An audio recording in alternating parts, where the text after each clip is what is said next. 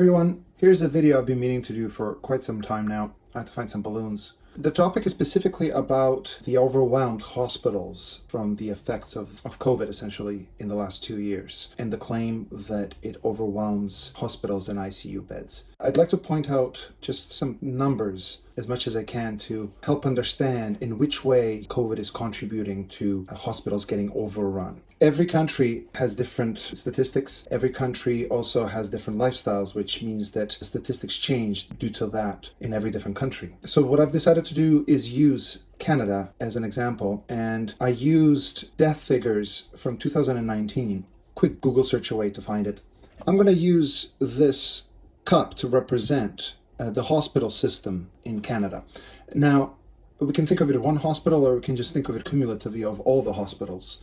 I'm going to treat it as all the hospitals in Canada because I'm using numbers for the entire country.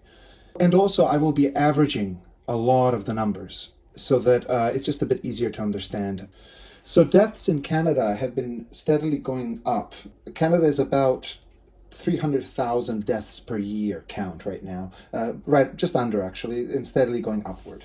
Out of those 300,000 deaths, about 30% is cancer, right here. So I've just filled the balloon with water, and what I'll do is I'll be filling the hospital with these cancer patients, because people who are dying will most likely, especially if they have to be treated through cancer, will be or end up in a hospital. So we have to count them in. Here we go. That's 30% of all hospitals in these years. If you want to think of it that way, we can say 2019, but these years, we can count on this. Scientifically, we can count on it. That's why, well, I guess we prepare for it, right? Out of that, about 20% was heart disease. Now, it would be wise of us to think about underlying causes that bring these different diseases and why we keep track of them. And the question is whether we would be able to societally attend to reducing these.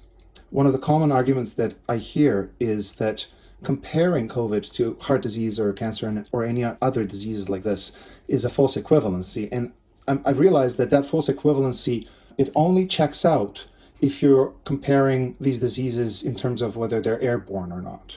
But when health measures are supposed to be implemented, the mode of transmission is just one of the factors. In fact, one of the biggest factors is the numbers of casualties. That is why people are not afraid to go out and die from getting struck by lightning all the time, because it's statistically known that it rarely happens, but it does happen. Shark attacks equally. So to continue, heart attacks are about 20%. Now, we can start thinking about whether these cancer or heart attack is due to the fact that, well, let's put it this way. Our governments allow for lifestyles and choices that people have in order to get to a point where they're having a heart attack when, they could have had many years ahead of them. One of the good examples that everyone brings is sugar, and there's overconsumption, even meat perhaps, I guess, or this or that or the other. I'm sure the science is in on what causes, by and large, cancers and heart diseases, because we're at the 50% mark right here with how overwhelmed our hospitals are every year. And all of these hospitals and all these workers here attending to these people, they all have jobs and are creating the infrastructure of our society. Now, one could argue that cancer and heart disease just happens and that is just part of life. I would say yes, that is true. And I would say yes, it's also true that depending on how a person lives their life and attends to themselves and their body, those statistics can drastically change. The science is in on that as well. If you think I'm wrong, I would love to know about it. Then furthermore, we have common diseases. I just named them that because in the chart that I was looking at, there was diabetes, kidney disease, Alzheimer's, and so forth. They were all in about 2 to 3% of deaths that were accounted for, and there's about 12 of them or something like that, or 10 to 12 of them. And so I said about 25%. I just rounded it up. So these are all the deaths. Now, diabetes is known to be caused by overconsumption of sugar. So if there's no the science in there, then I don't know what diabetes, that we can claim all of these are just something that happens. Other diseases was the last one. And that one, I don't know what they are. These are, I think accidents were also included in the common diseases. So others is about 30%, because I was rounding things off. I just took it all the way down to 20% in order to account for COVID over there. But basically, one of the other diseases would be COVID, obviously. So technically, we're already in the camp of COVID here with whatever else is going on. And this is a pretty large 20% number to actually not know the causes of. It's just a side note. It's actually, look, you can already tell is that 5 times bigger than COVID itself. So to not know what this is while the world's turned upside down over this blob right here is something to think about at the least. So here we are. What's happening here is that we have hospitals that are about to get overwhelmed. They're 95% full already.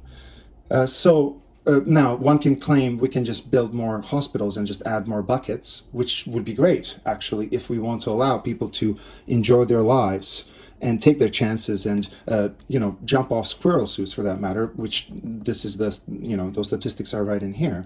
And then everyone has to understand that this life of, plenty is just creating a lot of jobs for our health workers here, right? Which is, fair enough, like healthy society, chance-taking free society as well. And as a result, we take care of each other because we pay taxes for it, right? You get helicoptered in Canada if you get stuck in the mountains or fall off a cliff because you were, backcountry skiing, right? And it's a fantastic feature, but, nobody made you go out there into the wilderness. Anyways, finally, we've got our COVID here. So about 35,000 people died from COVID in 2 years since the whole thing started. 300,000 deaths a year. So 35,000 divided by 2, just to look at it annually, is about, say, 15,000 deaths from COVID per year that happen. Out of 300,000, that is, 5%? So 5%, right, of deaths, out of all deaths, is COVID. And what everyone's been wanting to warn the world of is wanting to flatten the curve enough so that all of these deaths don't happen right away. That's what flattened curve means. It means that the virus will come sooner or later, and then, rather than filling the bucket full of water and having it leak over, we can slowly let the whole thing out by locking the societies up, by masking, by doing all sorts of, let's call them creative ideas to deal with it.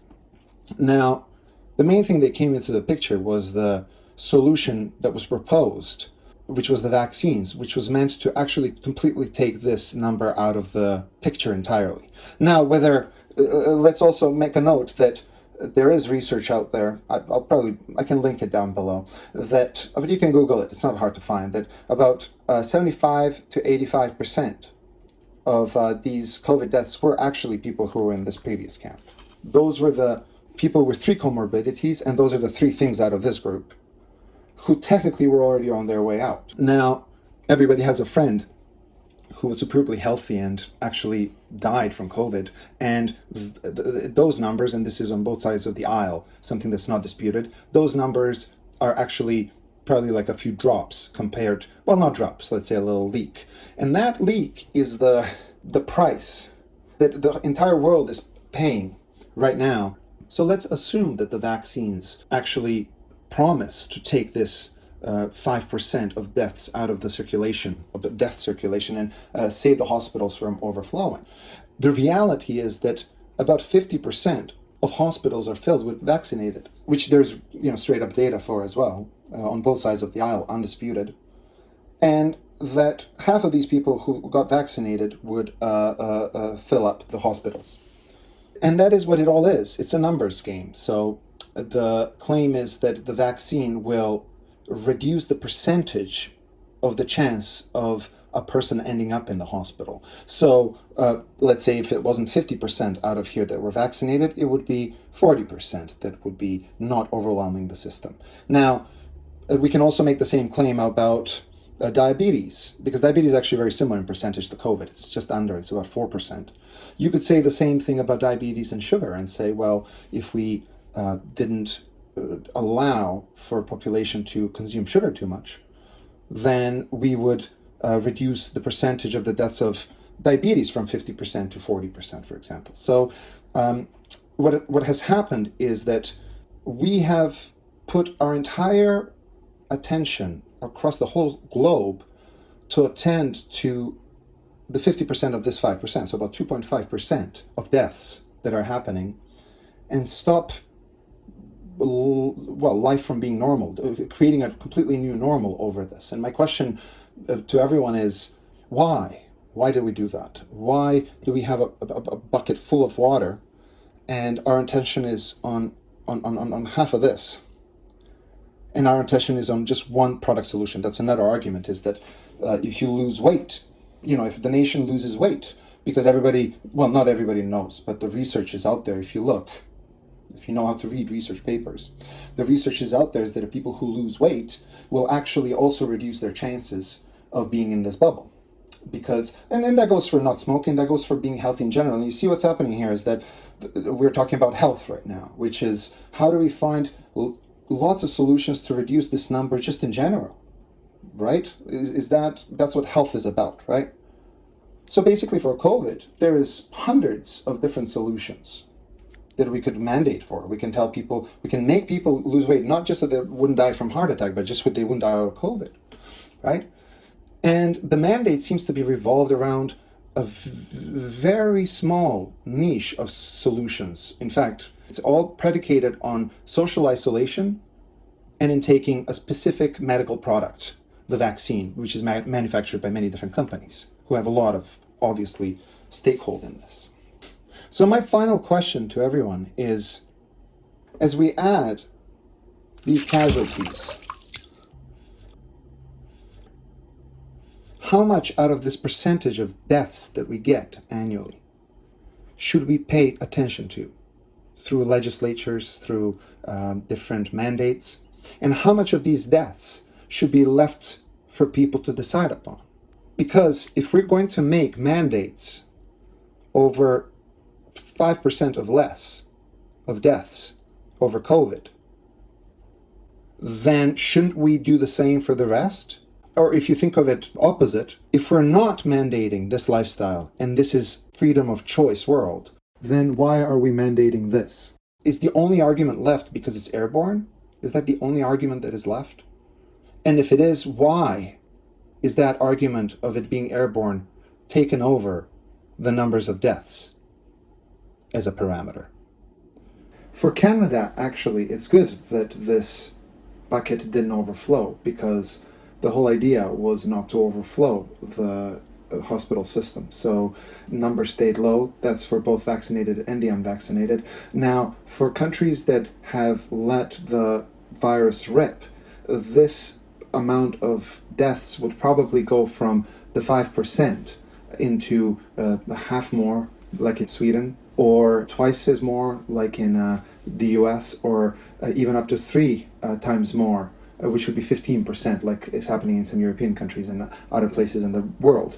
Bear in mind that we don't know, or I haven't seen any statistics on whether the deaths that happen in those countries are the deaths from the other camp, or whether it would actually overflow the whole bucket by up to 10% more, which is, I think, the main claim of what's going to happen in the world if we let it rip, which is now in the domain of tracking annual excess deaths. There's a lot of questions to which level that this leak would actually happen, and whether it would be just counted as the deaths that are uncounted for or have been uncounted for up until now. Thanks for watching. I hope this puts a bit of a light into the false equivalency, false narrative, and technically logical fallacy that we should be careful with, because if we allow for mandates to be passed on things that are, when it comes to death, a statistically insignificant, of course every death is devastating, but statistically insignificant number, then we're allowing ourselves to give governments the ability to mandate anything they want that is what the majority of people are not struggling with.